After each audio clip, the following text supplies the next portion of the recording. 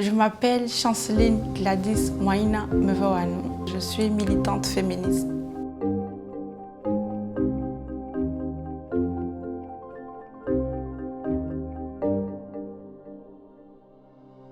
En 3 mots, je dirais féministe, liberté, amour.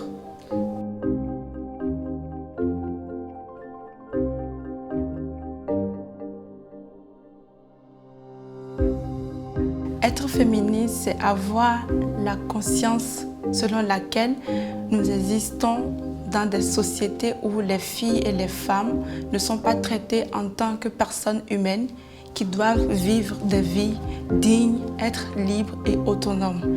Et tout en ayant conscience de ce monde, agir à un niveau personnel, agir ensemble avec d'autres gens pour arriver à obtenir des changements et faire avancer les normes, les institutions et la société en général.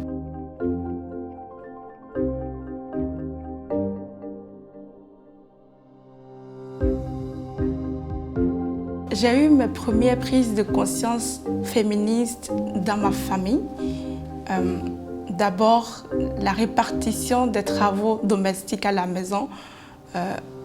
J'étais la personne qui posait toujours la question de savoir et pourquoi mon frère ne pouvait pas faire ci et pourquoi je devrais me retrouver à la cuisine après l'école et pas lui.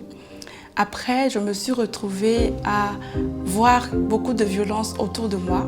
Beaucoup de maris frappaient les femmes dans mon village. Et quand ces femmes rentraient à la maison, elles sont ramenées encore auprès de ces maris pour rester.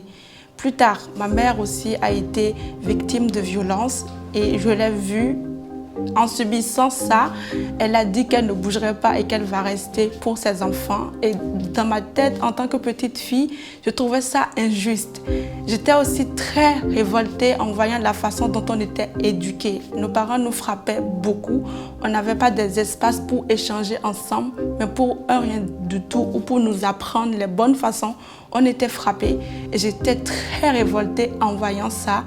Et ça m'a amenée à poser beaucoup de questions. Je disais à mon père que moi, je ne subirai jamais ça. Je serai une femme très forte, que personne ne va me frapper. Et il me disait, va à l'école et tu seras cette femme. Et je pense que c'est à ce moment que j'ai commencé à comprendre que nos sociétés ne sont pas des sociétés justes et équitables.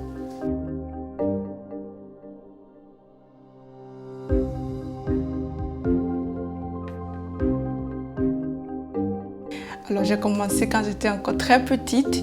Dans mon village, il y avait un discours où beaucoup de personnes nous disaient que les filles ne peuvent pas aller à l'école et dépasser la classe de 3e parce que beaucoup de filles tombaient enceintes, étaient renvoyées de la maison et se voyaient donner en mariage aux auteurs de ces grossesses. Pour moi, je me disais qu'il fallait faire quelque chose et j'ai essayé de parler avec ces filles. Je demandais, est-ce que toi, tu voulais tomber enceinte? Comment est-ce que ça s'est passé? Et elles me disaient, non, je ne voulais pas. Je ne sais pas comment ça s'est passé. C'est là que j'ai compris qu'il nous fallait avoir accès à une éducation sur la sexualité pour comprendre. On n'avait pas d'informations sur la puberté. On n'avait pas des informations sur comment est-ce qu'on gère cette étape de notre vie. Et beaucoup de filles avaient les grossesses précoces et quittaient l'école. C'est vraiment cette situation de grossesse précoce. On parlait même d'épidémie de grossesse précoce dans mon village et ça me posait beaucoup de problèmes. Et j'ai commencé à utiliser les outils que j'avais à mon niveau. J'étais dans la troupe de théâtre au collège, je faisais du slam, de la poésie. J'ai commencé à écrire ce que je pensais, comment est-ce que selon moi je pensais qu'on peut arriver à prévenir les grossesses précoces. Et à chaque fois qu'on jouait lors des journées culturelles en classe, je voyais que beaucoup d'élèves avaient des questions. Même les professeurs profitaient de ces espaces pour nous parler. Et j'ai pris conscience que j'étais en train de faire quelque chose, qu'il fallait continuer à le faire. Et je pense que c'est de cette façon que j'ai commencé à agir, à organiser les clubs scolaires avec les filles, étudier ensemble. C'est ainsi que j'ai commencé.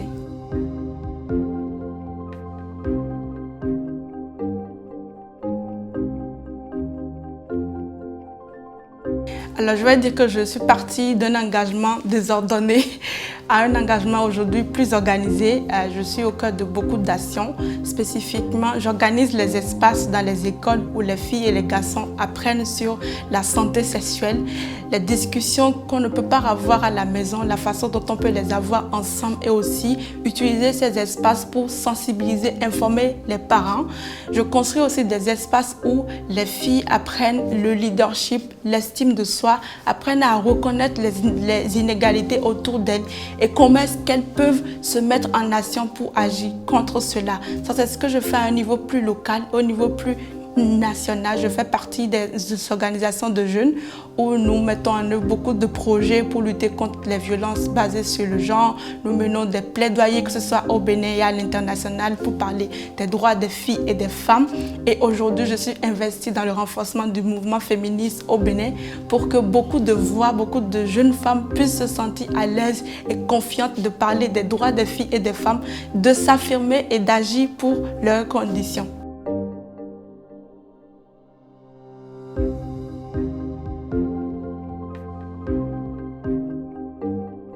C'est la question que nous nous posons au quotidien. Je vais dire que éradiquer les violences basées sur le genre n'est pas quelque chose que nous allons réaliser par magie. Le changement arrive avec un processus. Et les violences basées sur le genre sont des oppressions très ancrées qui ont des causes profondes.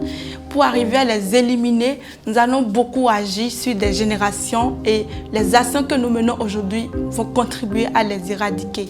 Je crois beaucoup au pouvoir de l'éducation comme arme pour déraciner toutes les inégalités que nous vivons aujourd'hui parce que pour moi, c'est l'éducation qui façonne les citoyens et les citoyennes qui vivent dans la société. C'est l'arme dont nous disposons pour construire de nouvelles valeurs, pour avoir de nouvelles bases dans une logique plus durable. Je vais miser sur l'éducation, la réforme de nos systèmes éducatifs pour qu'à l'école, les filles et les garçons puissent commencer à apprendre, à avoir conscience des inégalités et comment agir. Et je vais dire aussi que les institutions ont un rôle très important à jouer pour l'éradication des violences basées sur le genre.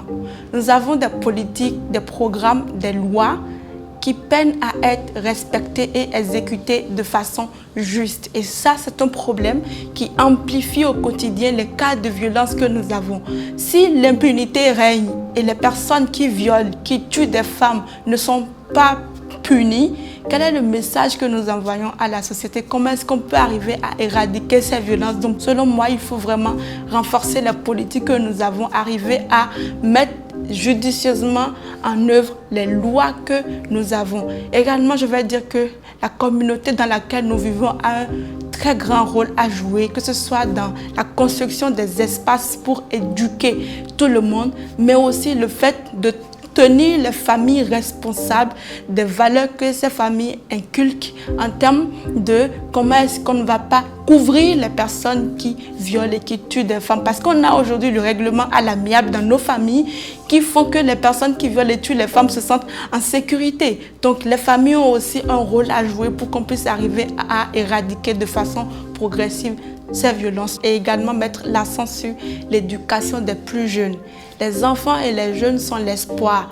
Nous avons la chance que les enfants et les jeunes peuvent encore prendre conscience très rapidement et influencer les normes qui les impactent dans la société. Du coup, en les éduquant sur ces questions, nous contribuons à façonner leur mentalité.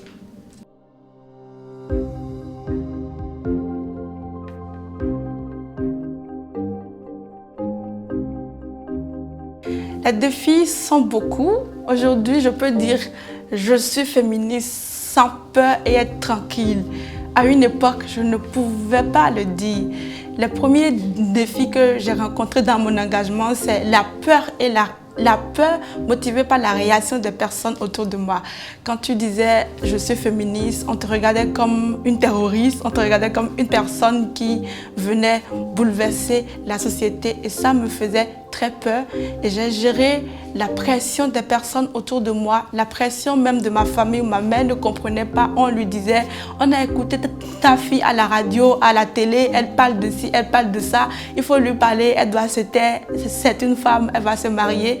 Ma mère me posait beaucoup de questions et je lui expliquais que voilà ce que moi j'ai envie de faire. Je pense que la société est ainsi, les choses doivent changer. Donc j'ai dû gérer ça. J'ai perdu aussi des amis qui n'étaient pas très d'accord avec tout ce que je défendais. D'autres sont revenus plus tard me dire, je comprends maintenant à cause de nos actions parce qu'on n'a pas baisser les bras, et aussi le défi de se voir menacé. Moi, j'ai utilisé les réseaux sociaux pour propulser mon engagement et atteindre beaucoup de personnes.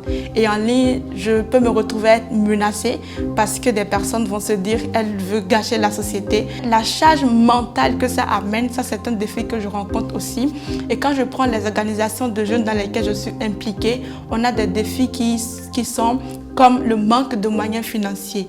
Avec beaucoup plus de ressources, nos actions sont pertinentes et nous pouvons amplifier ce que nous faisons, mais les organisations de jeunes n'ont pas toujours assez à ces ressources, surtout les groupes de jeunes qui doivent se retrouver pour gérer beaucoup de critères dans lesquels ils ne se retrouvent pas.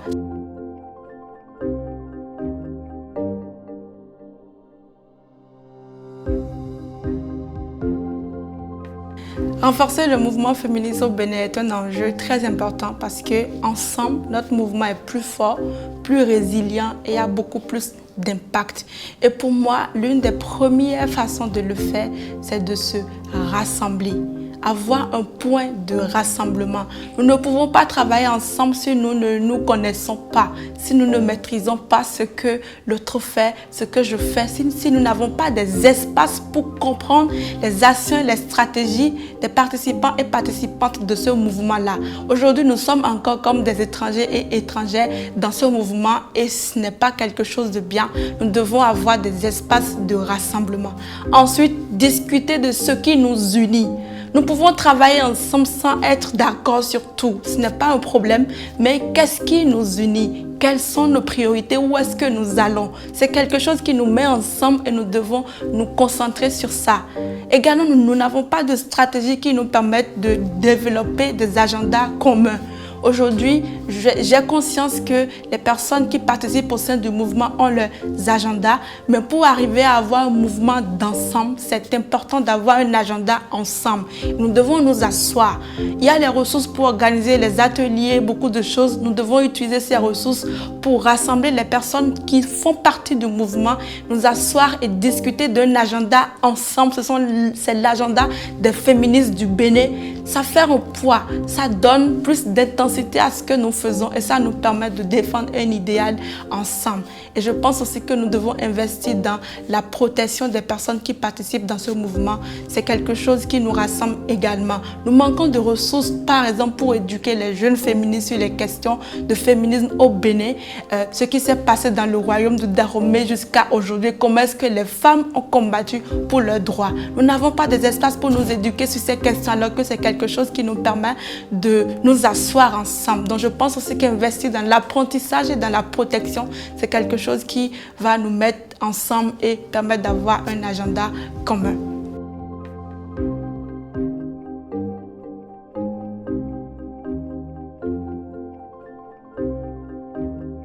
C'est une question épineuse. Nous nous posons la question au quotidien. Les jeunes vont dire, les aînés ne nous soutiennent pas. Les aînés vont dire, oh, laissez ces jeunes-là, ils ne font qu'à leur tête. Mais je pense que nous avons besoin de ce co-leadership intergénérationnel pour arriver à relever les défis auxquels nous faisons face aujourd'hui. Et ça passe par avoir des conversations et des espaces ensemble pour nous écouter, nous connaître et aussi apprendre les uns des autres, les unes des autres. Aujourd'hui, il ne faudrait pas supposer que les expertises des jeunes dans ce mouvement ne sont pas importantes parce que c'est quelque chose qui frustre beaucoup de jeunes et ils n'ont plus envie de se rapprocher des aînés. De la même façon, les jeunes aussi doivent comprendre qu'il y a l'existant et il faut se baser sur ça pour construire le mouvement d'aujourd'hui. Donc c'est très important de nous éduquer sur ça et de commencer à avoir des espaces où les jeunes sont là. Je ne dis pas des espaces où nous amenons les jeunes juste pour donner des témoignages ou faire de la figuration, mais des espaces où les jeunes font partie intégrante du processus de prise de décision, sont autorisés et vont donner leur perspective et influencer les processus que nous utilisons. Ça, c'est un processus valorisant. Donc, je pense que nous devons avoir des espaces ensemble et commencer aussi à associer les jeunes dans les processus de conception des politiques auxquels les aînés sont associés sans les jeunes, alors que nous sommes dans un monde où ces décisions sont prises pour les jeunes.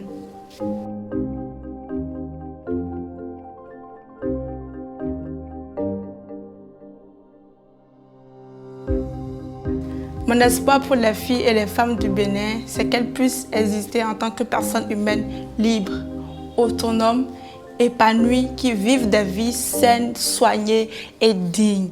Et je pense que ce monde est possible si nous questionnons ensemble les systèmes qui alimentent les oppressions, si nous travaillons ensemble à déboulonner le patriarcat, comme nous disons, parce que ce système est un système très violent dans lequel les filles et les femmes ne peuvent pas être épanouies, parce que le système a besoin de les oppresser pour fonctionner. Et c'est également un système qui limite les garçons et les hommes, qui les présente comme des personnes inhumaines, alors que ce sont des personnes qui ont envie de soutenir les filles et les femmes, de travailler ensemble. Le féminisme est un combat de société, c'est un combat pour les filles, pour les femmes, pour les garçons et pour les hommes. Et nous avons le devoir de travailler ensemble pour arriver à une société plus équitable, plus juste pour toutes et tous.